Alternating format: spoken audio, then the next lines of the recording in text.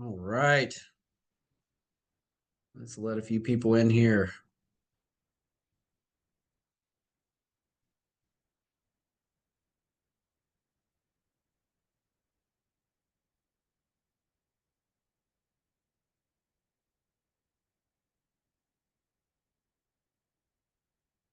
So come on, people. Come on in. Come on in.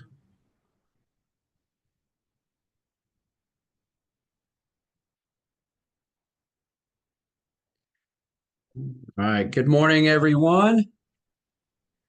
We're letting people in right now. I think we might have been a minute late, but we're here and ready for another week of Think Up Thursdays. We've got some good information for everyone today. Last week, we talked about lead sources, things like that.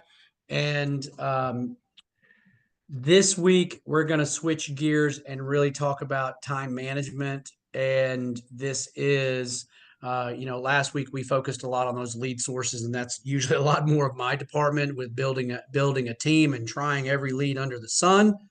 Um, and I think what we really nailed is that there's still zero replacement for working your sphere and your past clients, right?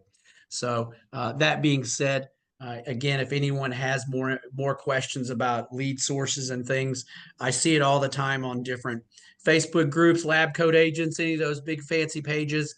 I see those questions. Hey, has anybody tried this or that? If you ever have one of those questions, I probably know the answer to it. So just email me on a lead source, and I'll let you know if it's worth spending any money on or not. Um, but as far as time management goes, I know that this is Michael coaches to this quite a bit, and a lot of times it falls on deaf ears.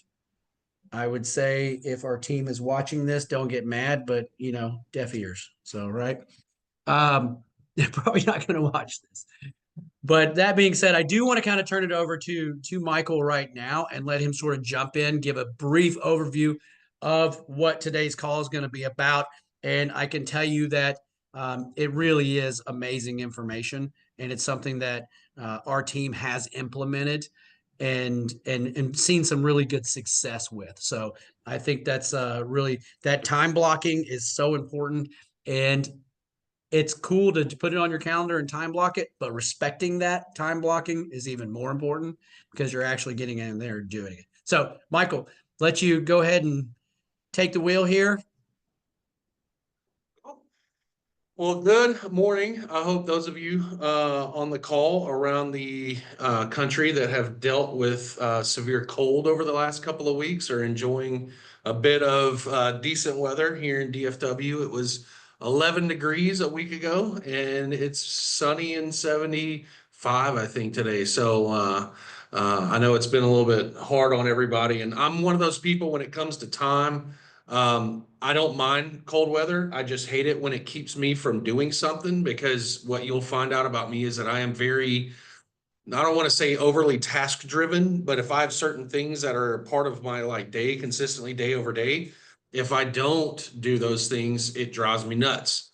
And one of those things that I absolutely wish that I could make a part of my day and a normal part of my day, just like brushing your teeth or getting dressed or something like that, is getting into the gym. As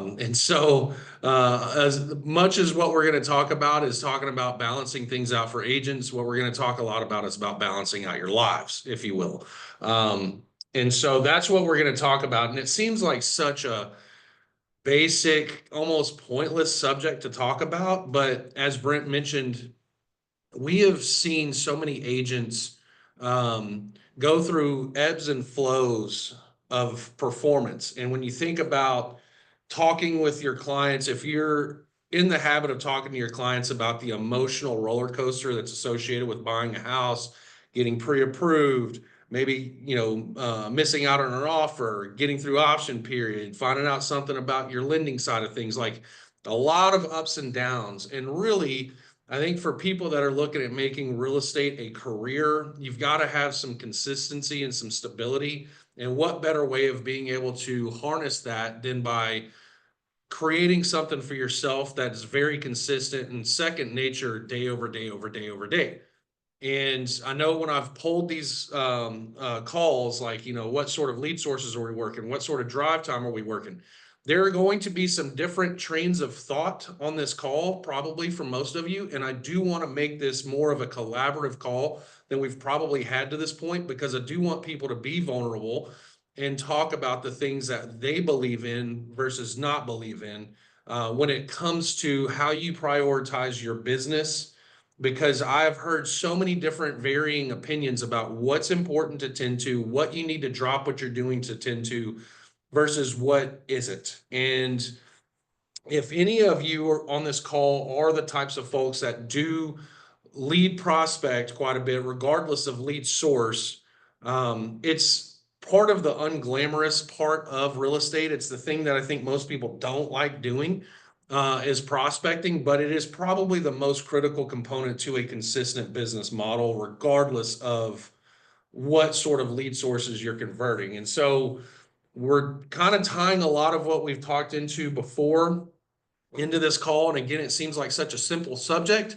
However, it is something that I think a lot of people struggle with. And I do believe that a part of it is that, how many of you, by a show of hands, before your real estate life, you worked in corporate America? Few of us. How many of you hated the fact that you might have been micromanaged on your schedules?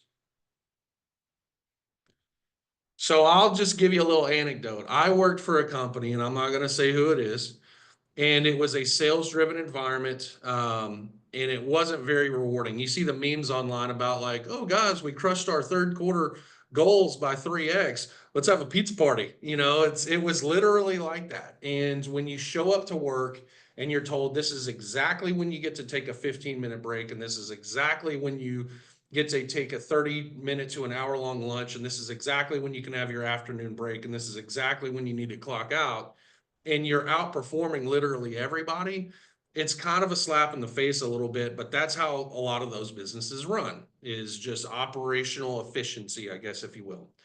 And boy, did I dislike it. God forbid you ever go and eat a bad shrimp salad or something and you have an upset stomach, and then you have to go to the bathroom for 2 minutes longer than what you expected or what your time allotment was, and you get a compliance memo about it. And if you do that enough times, then you get fired.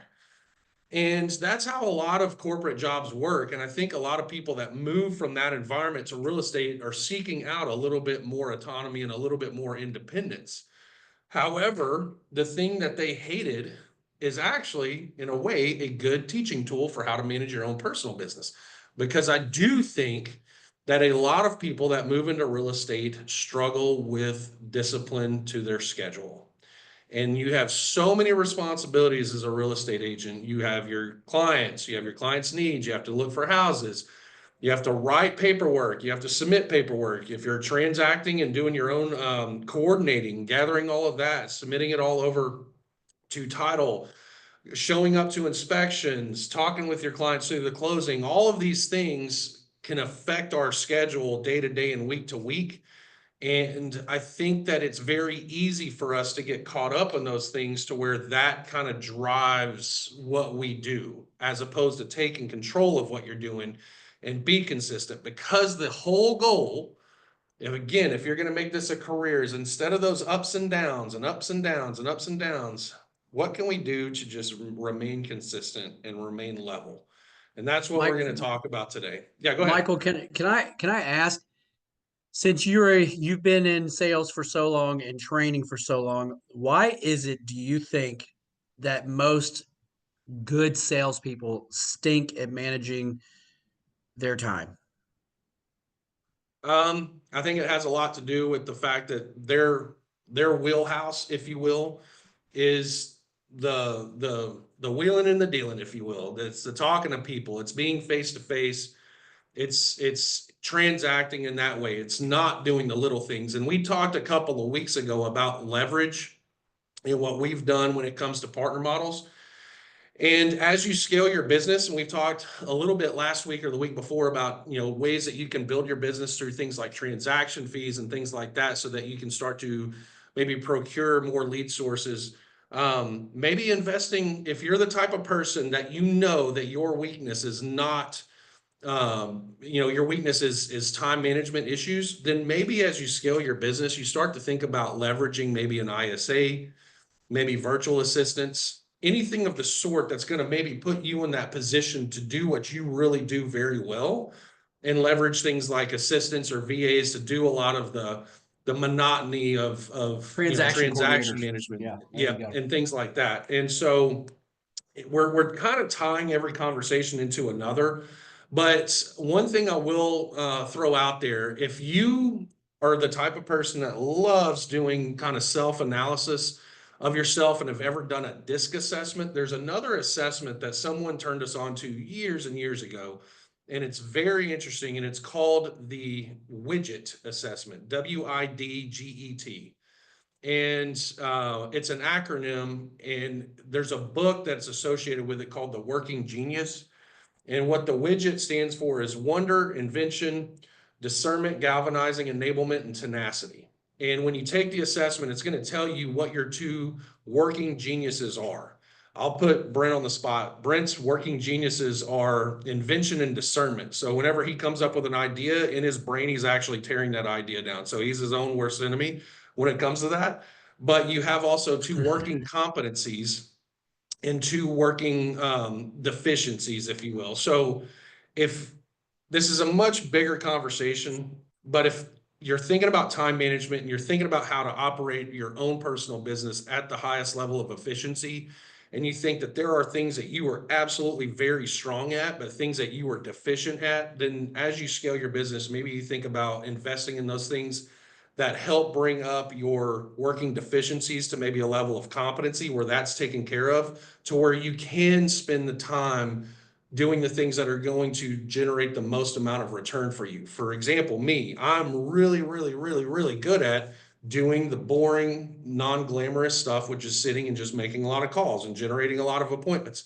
So what I've done is invested in showing partners that I send out and go and do my showings, and I've transitioned to doing a lot of virtual appointments. So I can get, I think, a lot more done doing that than actually going out. Just last week I had to drive 2 hours across town for about 2 or 3 hour appointments. Those two things took 2 whole days away when I could have scheduled somebody to go out and go and do it. There's a reason why I didn't with those two folks, but I have to then make up that time on those 2 days in the other 3 to 5 days during the week.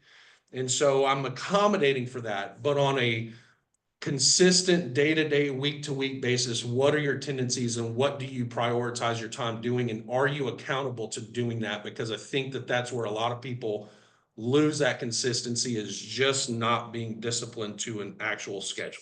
So I'm going to pause there for just a second. See if anybody's got some thoughts, see if anybody's struggled with this area to this point. And you can use the chat, you can come off mute. We're in a safe space here, so feel free to throw it out. Michael, I'll say on mine, you clearly can see my calendar and I can see yours. You will see that Monday through Friday from 1 to 2, I have call past clients in sphere of influence. I have not made that call at all this week. Yeah. And I didn't do it very often last week either. I love to get in the analytics on stuff and the inventing, like you said. Calling past clients doesn't really feed my soul. And I love them. They're great. They're wonderful. And I'm good at sales. But there's just other things on my plate that are taking a priority. And that is dumb, for lack of a better word, because my past clients and my sphere are what feed my business. And when I do sit down and do it, I get good conversations. And, I have given the anecdote the last couple of weeks that, I've talked to someone via social media that I've been trying to get a hold of, not very often, but now I ran a listing appointment last week. I talked to her on Facebook and I ran a listing appointment. Why am I not doing that with everybody? Shame on me. So I will let you know that you can see it on my calendar, and I am 100% guilty of not respecting this. So we're 100% coaching stuff that one of the two of us is really bad at. But I do feel like I fall more into the category of the typical producing real estate agent that I am, man, when I'm out in front of somebody, I'm on and I'm great. But the back end stuff, I'm really good at the paperwork and the organization and all that. But that one little piece is what I'm not good at. And Michael's the opposite. He loves to just sit there and hit the phones. He's I call him the weirdo that likes to just prospect. But I will sit there and tell you all day long, if you look at my calendar, I'm not the best at it. But you got to just lock yourself in a room or something and make yourself do it.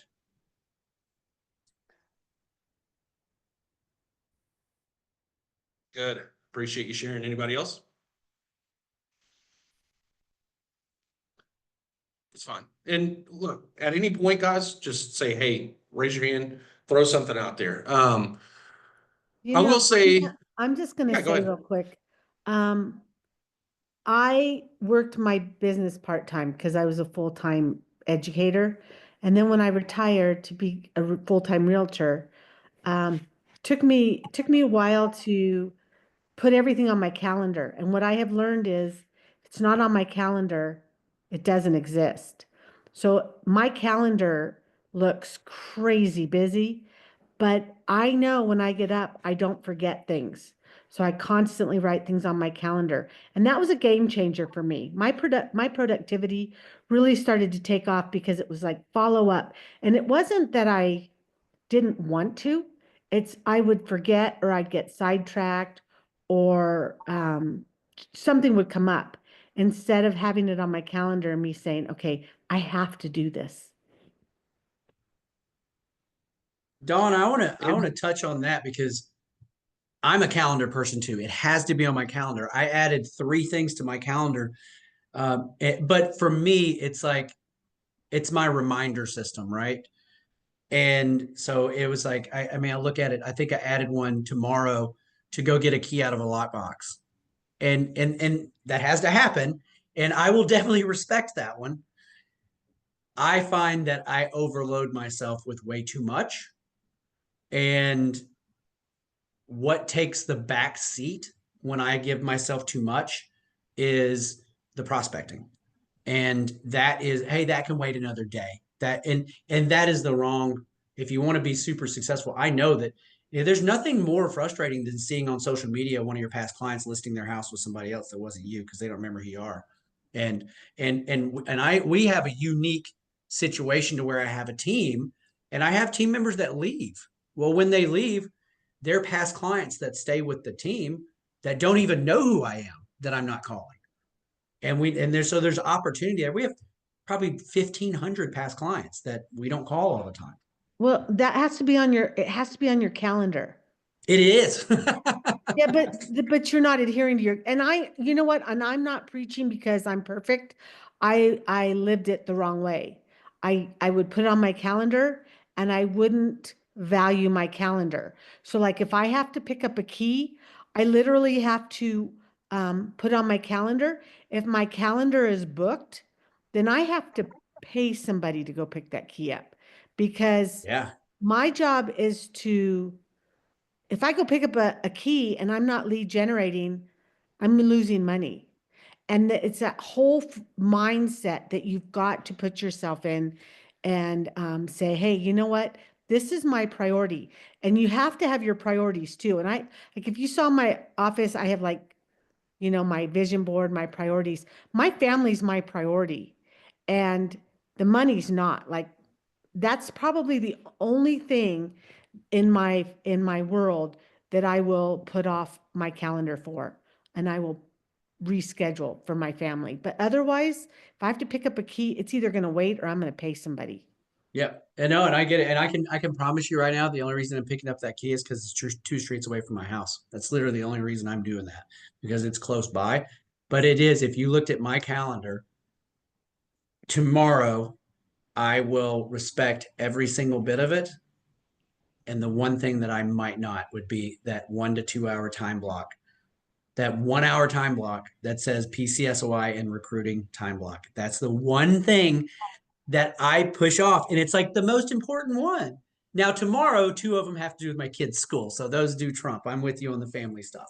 Okay. So for But accountability on, purposes, don't I have on my calendar from 4 p.m. It's called family time. That means go home. Right. Like And you it's have on my to. calendar to go home. And my husband used to take me on a date to the movies because I couldn't answer my phone. I So, love it. which told me that was like my first red flag of I'm neglecting the priorities in my life. So next week, for accountability purposes, because I'd run a little accountability group on Tuesdays, I'm going to check in with you, Brent. Do it. I'm going to ask you, how many of those did you neglect? And you're going to have to honestly tell everybody in this group. Okay, Pat? All right, Mark, you guys got it? I'm honest to a fault. So it's Okay.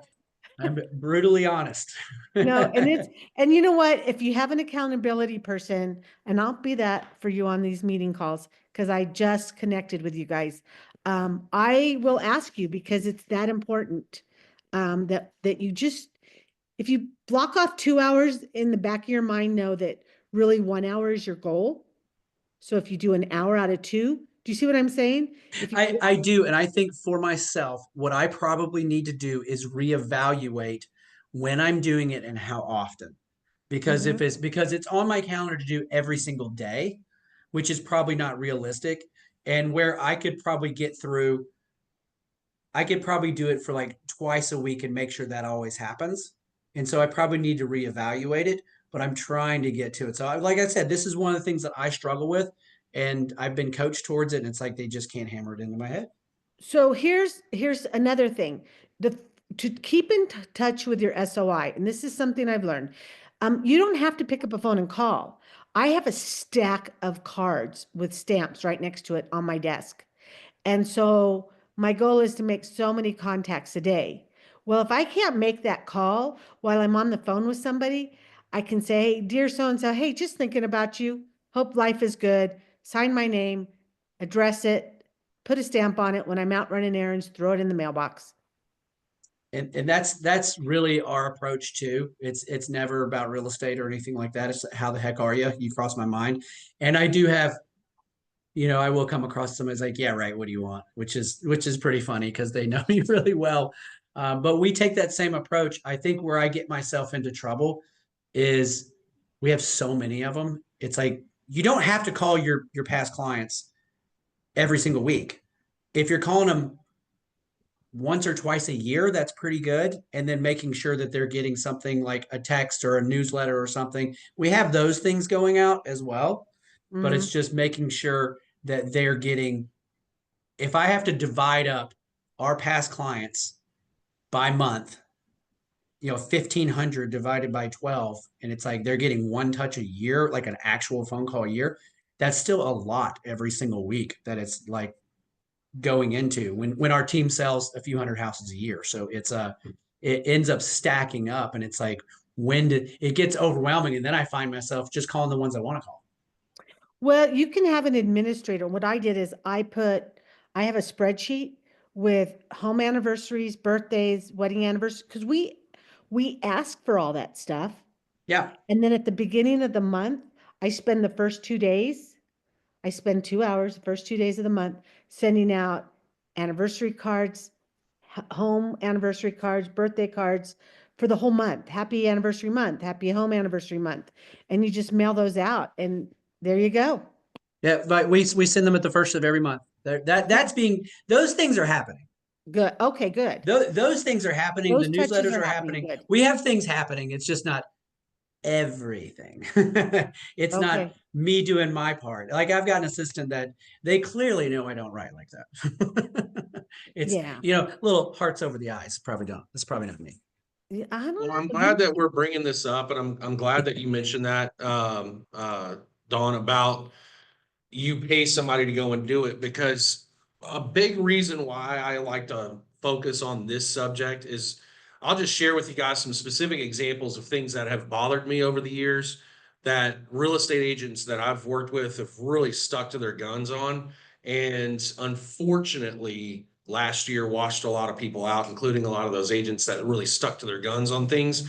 And I wish that they hadn't have. And some of that was like, if you have a time block on your time or for your schedule for an hour and a half to prospect, and then you have a client that wants to go out and go and see a house, they were totally okay with dropping what they're doing to go and do that. And the justification for it, the phrase that was commonly used was, that is a money-making activity. Well, you're diminishing the value of prospecting and staying consistent by dropping what you're doing to do that. But also, when we talk about the psychology of sales and how what we do and our expectations of ourselves, and a lot of this conversation has come up with the NAR settlement and buyer's reps and justifying compensation and things like that. They're like, I do a lot of work. Well, when you drop what you're doing for every single client at those times, not only are you putting your own personal like consistency and your schedule at risk, you're also telling that person that you don't have any boundaries, that you are okay with being told what to do, when to do it, and you're not setting proper expectations. That quite simply, if you had had a good initial conversation with someone to establish the boundaries of that relationship, could have been avoided. Hey, look, so you are aware on these days at these times is when I have this. This is typically when I go and do showings. This is typically when I do that. And if you drop what you're doing for a client, does that actually signify that you're busy? I mean, a lot of people disagree with telling people no. And I saw a post on Lab Coat Agents from a local agent that we know. That's a national Facebook page. And somebody actually posted on there, and it was a post this morning. If any of you go on to Lab Coat Agents on Facebook and look it up, someone said they were getting frustrated with their buyer client because every time that they would get hot and heavy wanting to buy a house, they would drop what they're doing to go and show them a bunch of houses, and then they would find reasons for not wanting to move on it. And one of the agents that we actually know locally commented in there, he said, no is a complete sentence. And the way he said it is like, if somebody says no, it doesn't mean to be rude, but it sets the tone of like, I can't accommodate you when you want it 100% of the time. I am a busy professional and I have this and this and this going. If I sacrifice here or there, it's going to interrupt my business and I have times to do things. And if it absolutely needs to be done at that point, then make accommodations like what you talked about, Don. And I got to admit that it's been heartbreaking seeing agents that, to be honest with you, are their own worst enemy. And I'm not saying that time management would have solved every agent's problems. But when you hear from agents that are like, I've got to go back into the workforce because I need consistent income, and they were the types of people that would never be consistent in their own personal schedule, I'm like, well, first of all, you're going to get a rude awakening going back into corporate America where you're told to go and work these office jobs. As many companies now are getting away from post-COVID virtual or distance employments and now being back in the office, boy, welcome back to that world. But if you had done things a little bit more consistently with your own business, you could have avoided that. And I hate feeling like that we've had that situation with agents. There's one in particular that I constantly think about. Guy had probably more natural talent in his pinky as a real estate salesperson than most real estate agents that I've worked with. And it was his only job that he had had out of college. And the dude could crush it as a real estate agent, but he was one of those that would say, oh, I'm going to drop what I'm doing for a money-making activity. But then he would say, I'm going to time block, I'm going to do this. And it's just a habitual procrastination. But then when he would actually get to do it, because it wasn't a part of his day-to-day routine where he knows that this is how he has to do it, the distractions were endless. It's like, I'm going to sit down for 2 hours and I'm going to focus and I'm going to make a million phone calls. I'm going to do this and that. Next thing you know, you start seeing Instagram, you start seeing YouTube, you start hearing comments about baseball and stuff like that. It's like, oh my gosh, can you please focus for 20 minutes? But when that's not a normal part of your day, it's such a struggle. And it's just no different than us deciding to go to the gym or eating better. It's a habit and it takes a long time for it to be formed. But I don't know that people really truly also understand how much time needs to be dedicated to certain things. You know, everybody on these calls has talked about, I work a lot of Sphere, or I work Facebook leads, or I work this. You need to self-analyze and say, what are my areas of my biggest return? How many buckets do I have that I'm working out of? If you have 4 of them, how much time needs to be dedicated to calling each one of these buckets, whether it's Sphere, whether it's past clients, whether it's a referral-based lead source, whether it's connecting with your lenders, whether it's calling web registration leads. If you've got 5 of those, does it take you really a week, an hour and a half to 2 hours to hit each one of those? So you've got roughly 10 hours that you need to put in your calendar to hit all of these.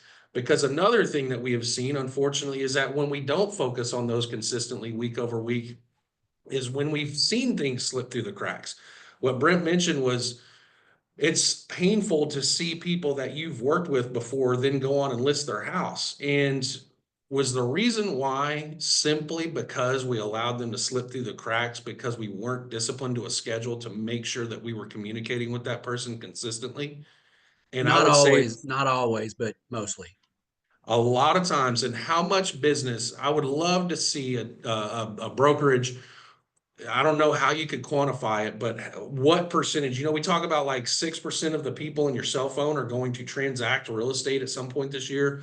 Imagine if just like 2% of your leads or your past clients or anything like that were going to transact. I mean, 2 or 3 deals a year could have paid for childcare for a year. It could have paid for a really good vacation, could have paid for a repair to a vehicle just by simply being attentive to a schedule and sticking to it and not letting things slip through the cracks. So it's unfortunately a part of this industry that I've seen a lot. And I think it has to do with again, a lot of people that get into real estate are running towards or running away from something. And I think a lot of what's pushed people into this industry is because they didn't like the conditions that they were working in before, but then completely dismiss the good parts about that, which is like to be scheduled, to be organized, to be regimented, and to be accountable to that. And I'm going to throw something out here in a minute. I want to pause there for just a second because I know I've been talking for a few minutes.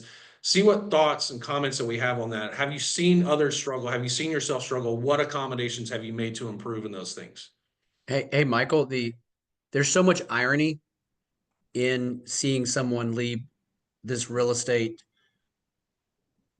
job and go back into the workforce. And the irony is like, where do I struggle? It's the structure and getting there and doing the nitty gritty and being told what to do. And then you go back into corporate America and you're forced into a schedule and you're being told what to do. And you're probably getting paid way less. And now you have zero freedom and all the things that you said, hey, I know I didn't do the things I need to do. Well, now you're going to do those anyway, but you're going to do it for someone else instead of for yourself. And there's so much irony in that, and it's sad. And the hard part is that if anybody's thinking about building a team, I can tell you that it's one of the biggest pain points of working with agents because as contractors, you can't tell them what to do like you can with the W-2. Now, you can come to an agreement as being a part of a team. These are our expectations, and this is what you need to do. But it is difficult to manage those expectations if you have a team and you need to rely on agents to be disciplined. It's something that we've dealt with for quite some time, and I'm sure we'll continue to deal with. But it's just one of those things, you know. Not saying that every real estate agent does this, but we've had some that have come in and interviewed with us, and I'm like, why are you getting into real estate? Oh, I saw some show and so show on HGTV, and I want to be able to travel on the weekends and all this stuff. It's like, boy, that'd be nice if that was really the way it was, but it's unfortunately not, and it could be, but. Um, One thing I do want to share with everyone, if you're thinking about reevaluating your schedule and you self-analyze yourself and you think, man, it is really, really hard for me to focus on 2 hours at a time to follow up with my past clients, or an hour and a half of my time to focus on this, or an hour of my time to focus on that, because it's easily distractible. Now, whenever I prospect, you have to think about the things that make you feel like you don't have to do it, that you get to do it. And I think that that is a mental game that I think a lot of people struggle with. Is you put something on your calendar, oh, I have to do this, I have to prospect, right? No, you get to. And going back to my experience with my other job, when I came to work in real estate and I saw people struggling with time management and prospecting in particular, I'm like, I went from an environment where I was out producing 5 or 6 people next to me, not getting paid any more than them, being micromanaged on my time and my availability. You mean to tell me that I can create my own schedule and I can come in here and I can make calls, and if I talk to somebody that I can make thousands of dollars on doing it? Don't tempt me with a good time. I would love to do that. It's not a hard sell for me to do that, but a lot of people struggle with that. And then again, the focus. But when I work, a lot of times what I do is I'll watch YouTube and I'll keep my phone on mute, the audio on mute, and I'm just sitting there hammering out calls, hammering out calls, hammering out calls. I don't think that you need to be so task driven that you think to yourself, I need to make a certain amount of calls in this amount of time. You want to make sure that you're slowing down enough in those moments where you're having good quality conversations, however, whatever sort of lead source you're working, but also block out time to maybe be a little bit more attentive. So for example, we talked about this a couple of days ago with some folks. It's like, if you are working online or Facebook types of leads and you're following up with these folks, there are different trains of thought. Do I want to be extremely diligent on every single one of them and really take 10 to 15 minutes on evaluating everything about this person? And in a 2-hour period, am I going to get through maybe 10 of these folks? Whereas for another 2-hour time block, I can maybe call 60 or 70 people. I think there's a balance. Maybe you time block time just specifically to make phone calls and do nothing else. And in the other time, maybe you can sit there and focus your energy on being very diligent, going into MLS, looking for the homes for them, creating searches, whatever it is, and have a mix of those things.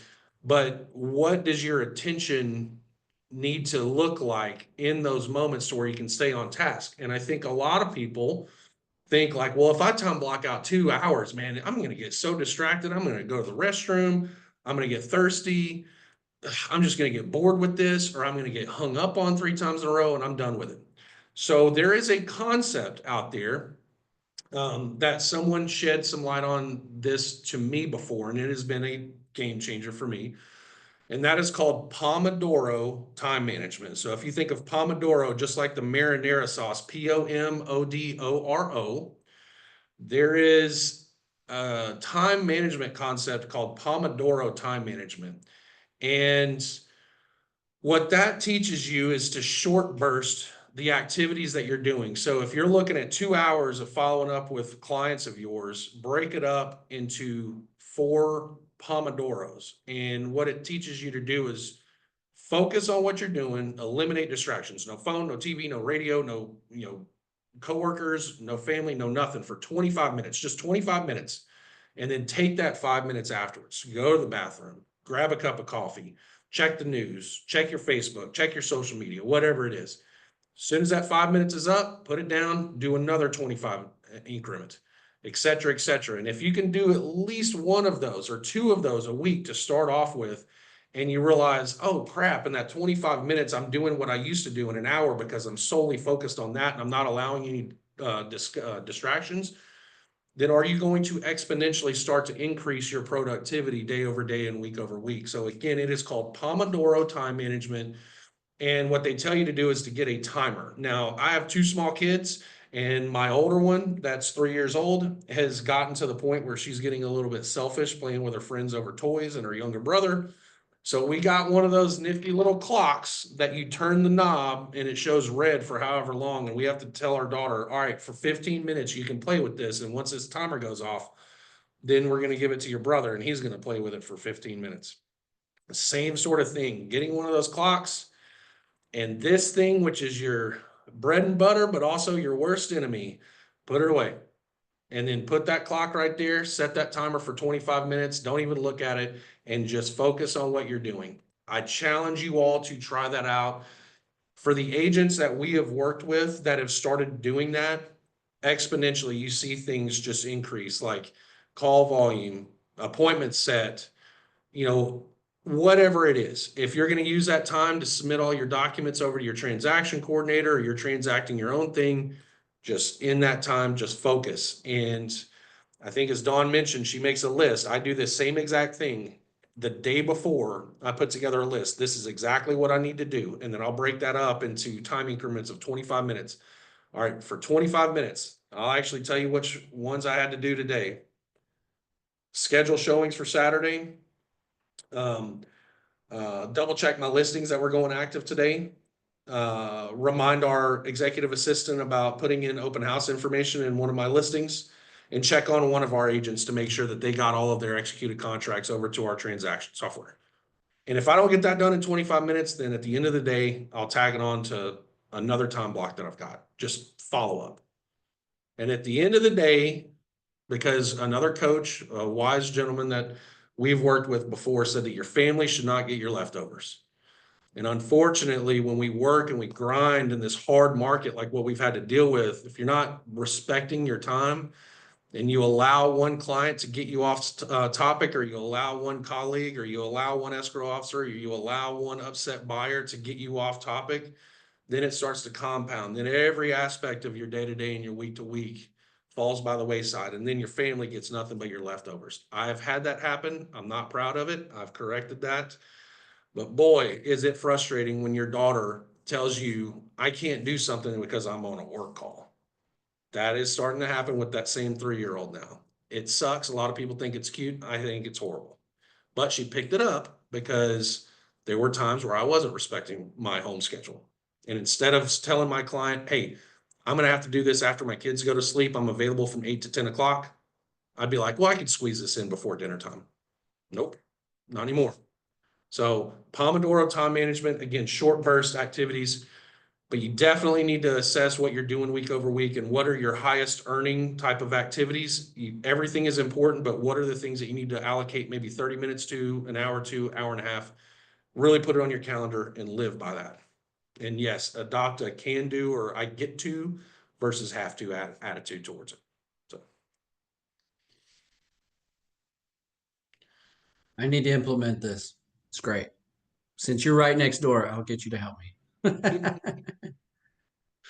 uh, Don, you're like we being my accountability buddy over here, and Michael's like 14 feet away from me.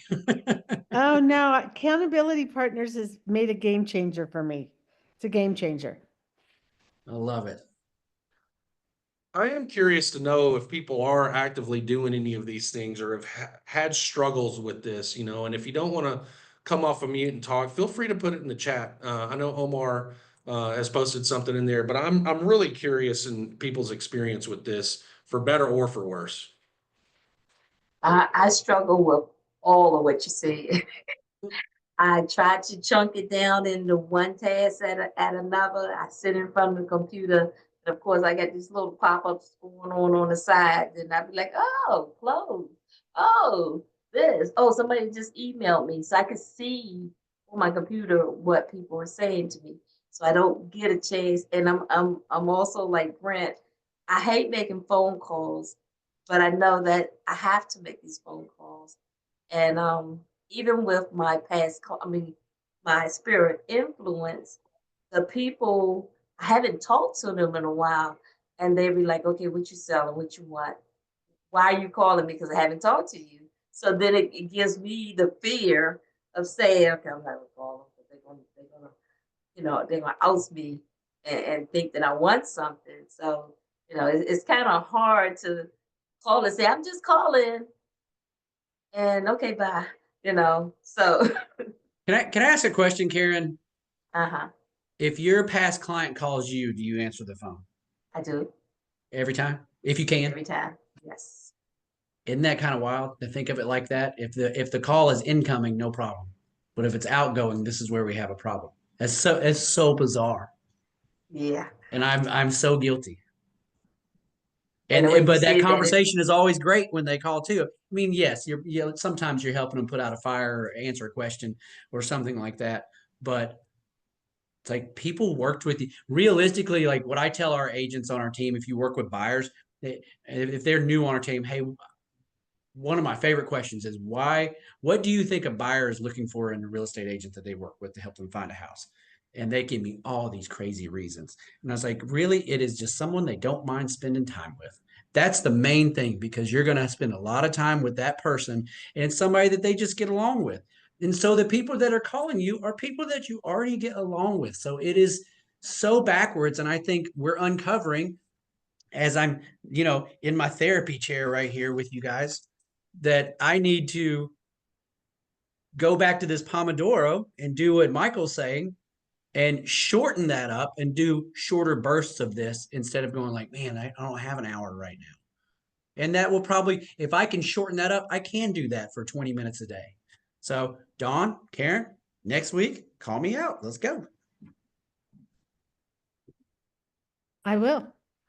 I know you will. I love it. I mean, one of the things that I was jealous of when I got into real estate was being around other agents that just didn't seem to have a care in the world.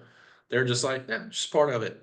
And I used to think, golly, man, like when you get a client that's got a question about this and you got this going on with a listing, and I'm just like, it's just all overwhelming and stressful. And it's just like, man, when you get it down and you've experienced this enough and you can schedule and say, this is the time when I'm going to do this, and I'll get to it. And if I don't, it's not that I didn't or that I neglected it.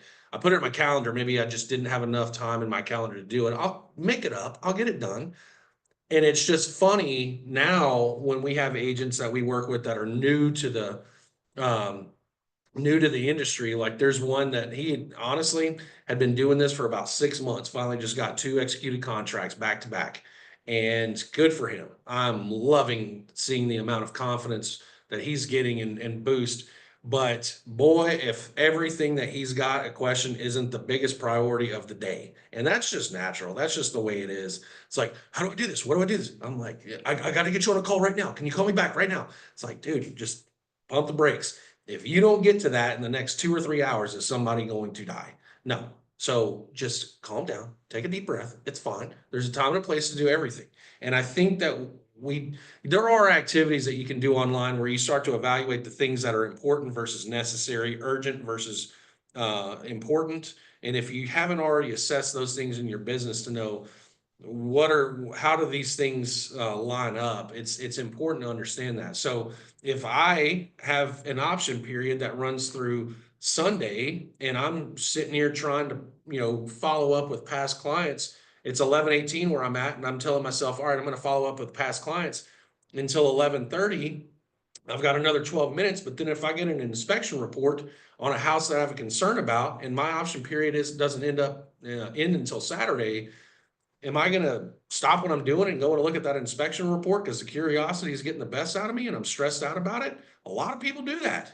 And that's when the 12 minutes you think, it's fine, it's 12 minutes. But what if in that 12 minutes you were able to get a hold of somebody that might want to transact a $700,000 or $800,000 house with you? And so we have to think about those little uses of time and not get distracted. As you mentioned, Karen, it's like your emails pop up. I think that happens with a lot of people. You could be sitting there in the middle of doing something.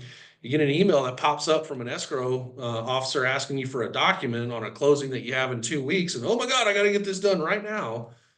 Again, is that urgent, or can that be done by the end of the day? And do you have it time blocked from like 3 to 4 just to focus on your administrative stuff so that you go to sleep and you don't wake up in the middle of the night, I forgot to send this off, because that's a very real thing. It happens to everybody. So again, this is one of those things that it just seems very simple. Say, yeah, get on a schedule, but I don't think a lot of people know how to do it or hold themselves accountable. I love the fact that we're talking about accountability partners with people on this call. You need that peer to peer.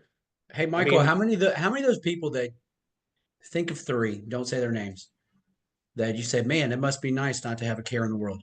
How many of those 3 people you think of are still in this business? And maybe are they thriving in this business? One is still in this business, but not exactly thriving right now. Okay.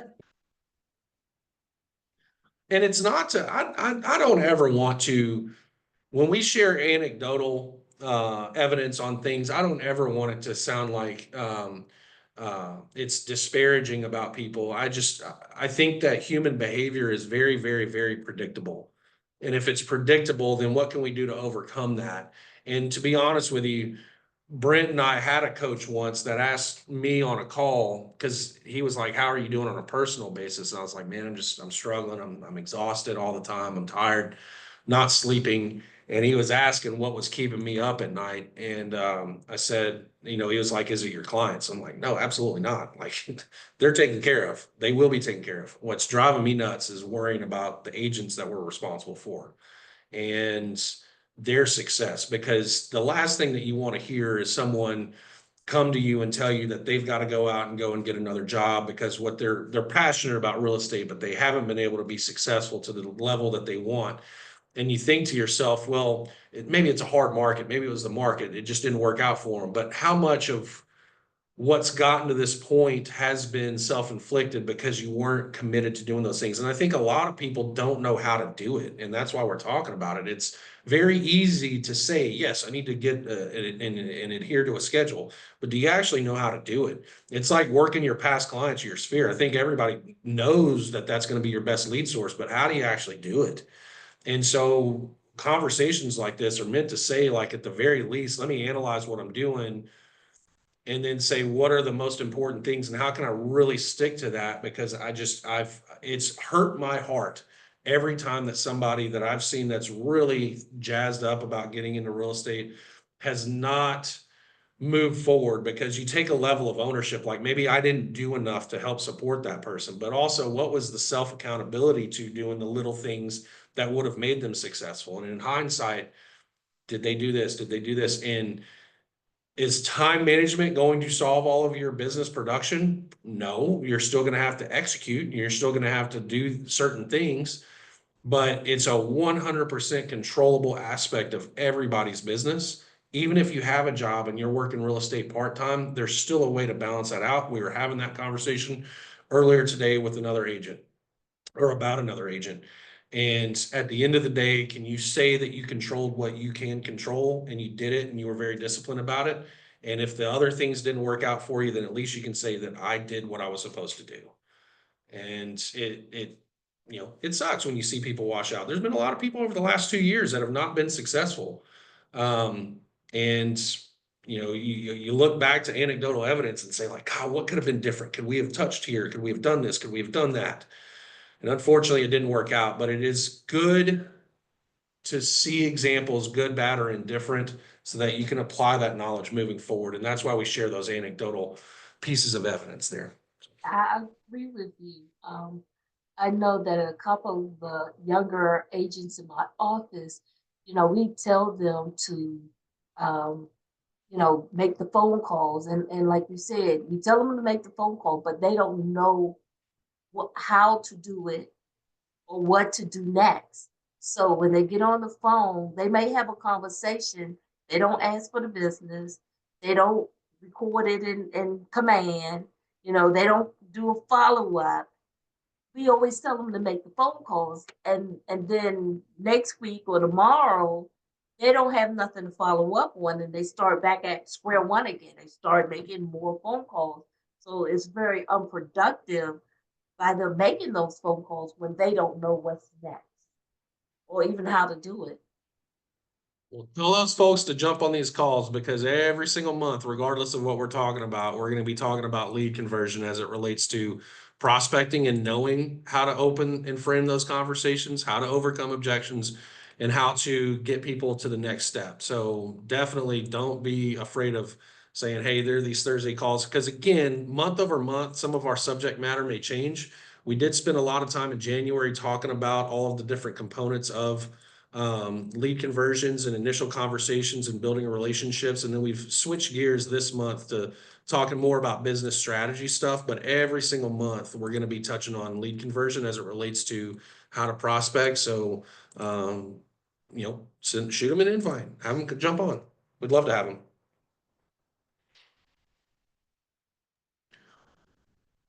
What else? We just got a couple of minutes left. So if anybody's got questions, this is usually where we sort of wrap for the week, for this week's Think Up Thursday. And I want to echo what Michael was saying. We do get a lot of agents on here, and it does seem like there's so many team leaders, like, man, your team members need to be on here, because this is what we coach to all the time. And I can tell you that as far as lead conversion, Michael, I put him up against anyone in the country as far as like conversions, and his strategy of moving from the in-person, let's go, hey, let me buy you a cup of coffee, to virtual appointments has been an absolute game changer. We're seeing more yeses from that, and it's creating more opportunities, because it's kind of a pain in the butt to go across town in Dallas sometimes, and go meet someone. And then what happens when someone doesn't show up? A Zoom's pretty easy if you get stood up, no big deal.